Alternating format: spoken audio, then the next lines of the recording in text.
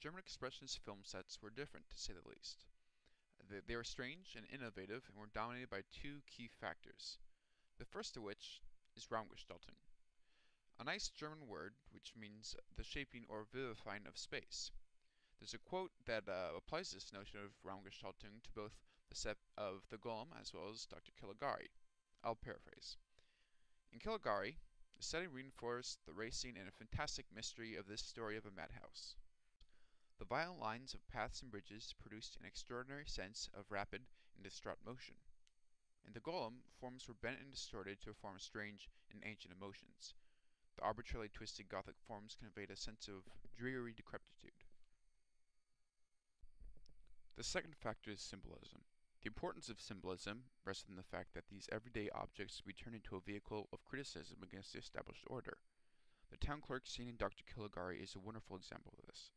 The town clerk sits upon a ridiculously high stool, which, in my opinion, serves as a visual representation of the town clerk's absurd bureaucratic authority.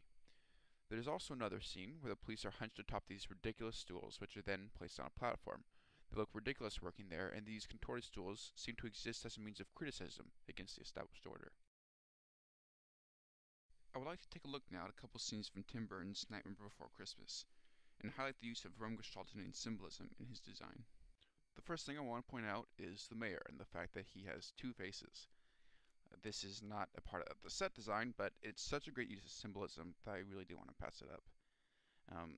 I think it's a clever and funny way of really criticizing local politics or just politics in general. The second thing I'd like to point out is the use of Raumgestaltung and symbolism that we see with Jack Skellington's estate. He lives up in this little tower, and it's very vivid. You know, the lines are contorted. It kind of reminds us of the tower, the rabbi's tower in the Golem. And yet at the same time, he's up there for all to see, and yet is so alone and detached from everyone. I think that plays into the longing that he feels throughout the entire film.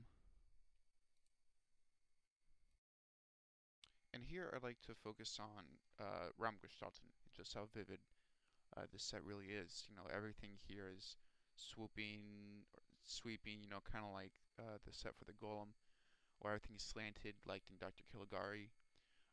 You know, nothing's even or straight.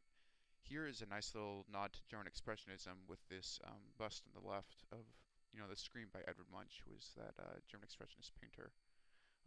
But the thing about this set is there's a sense of spatiality. You know, there's depth to it. You know, it's multi-layered, and of course everything is vivid.